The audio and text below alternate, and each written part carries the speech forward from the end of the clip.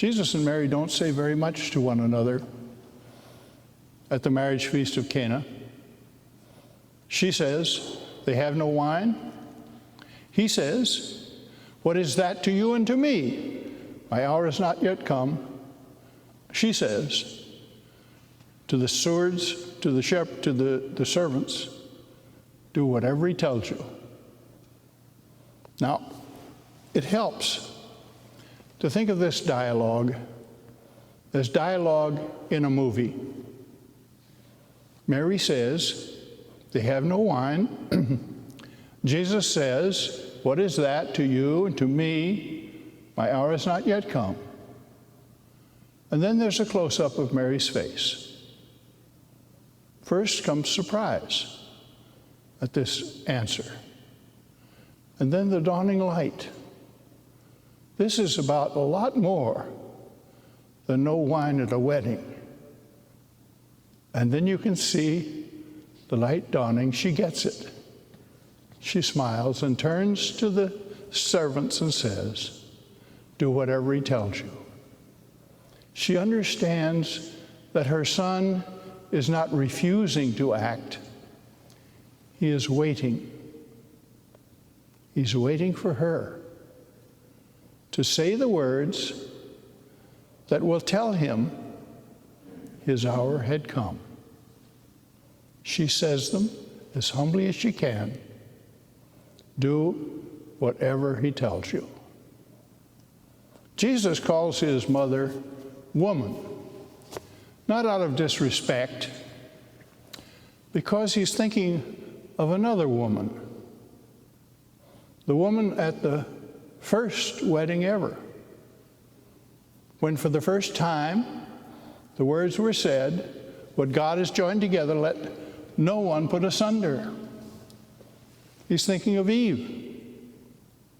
Her disobedience and eating of the fruit, the forbidden fruit, and giving it to her husband started the damage that Jesus had come to repair.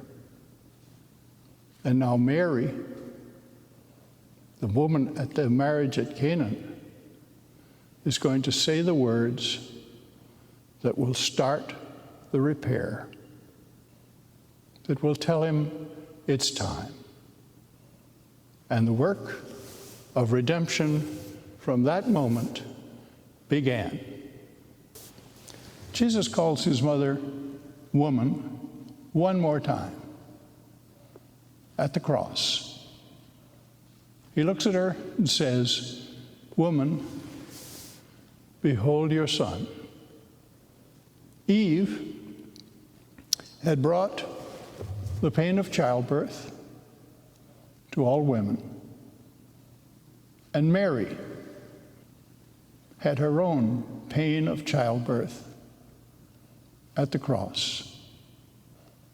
When she saw her son and all the pain he was enduring because of the work he had begun at her words, and she received the children he gave her, the beloved disciple, and all the children born since, born, as St. John says, not of blood or the will of the flesh or the will of human beings, but of God. She became the mother of all the children of God in pain, as the woman who stood with her son to redeem us all. At the Eucharist, we are those children, and at every Eucharist we celebrate our birth.